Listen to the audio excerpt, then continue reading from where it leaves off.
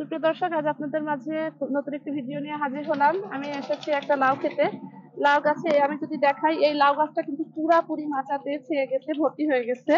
এবং আমি যদি দেখাই, এই দেখেন এখানে প্রতিটা লাউয়ের এই যে এইখানে কিন্তু একটা স্ত্রী ফুল, এখানে স্ত্রী ফুল, এই গিটে একই সাথে দুইটা স্ত্রী ফুল হয়েছে। এই যে নিচে এই গিটেও কিন্তু দুইটা স্ত্রী ফুল হয়েছে, যেটা পরাগায়ন হয়ে গেছে, এটা কিন্তু ফল বড় হতে শুরু করেছে। আমি যদি এদিকে দেখাই, সবগুলা ডগাতেই কিন্তু প্রচুর পরিমাণে স্ত্রী ফুল। তো এই স্ত্রী ফুল, এত স্ত্রী ফুল গাছে আনবো কি করে? আমরা কিন্তু স্ত্রী ফুল আনার জন্য অনেকে হাজারি লাউ গাছ বলে দোকান থেকে চারা কিনে প্রতারিত হই। এরকম গিটে কিন্তু কিন্তু স্ত্রী ফুল আসে না, পর্যাপ্ত ফলন পাওয়া যায় না। এই এত পরিমাণে স্ত্রী ফুল আনার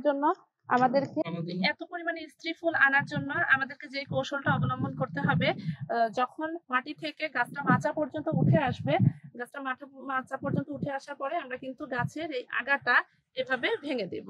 এই যে হাত দিয়ে চাইলে এভাবে ভেঙে দেওয়া যায়, যদি গাছ অনেক বেশি হয় কাঁচি দিয়ে চাইলে বা ধারালো কিছু দিয়ে কিন্তু আগাটা ভেঙে দেওয়া যায়। প্রথম যে শাখাটা থাকে গাছটা মাটি থেকে মাচা পর্যন্ত আসা যে শাখাটা থাকে, ওটাতে কিন্তু পর্যাপ্ত পরিমাণে এই যে পুরুষ ফুল থাকে, প্রচুর পরিমাণে পুরুষ ফুল থাকে। একটা মাথা এভাবে ভেঙে দেওয়ার পরে এখান থেকে কিন্তু দুইটা শাখা তৈরি হবে। একটা শাখাতে বেশি পরিমাণে স্ত্রী ফুল আসবে, একটা শাখাতে পুরুষ ফুল আসবে। আমরা এটাকেও 13 থেকে 14 পাতা হওয়ার পরে আবারও যদি ভেঙে দিই, তাহলে এভাবে 2 থেকে 3 বার ভাঙার পরে দেখা যাবে যে আমাদের পুরা ক্ষেতের ভিতরে বেশিরভাগ গাছই থাকবে প্রতিটা ডগায় ডগায়।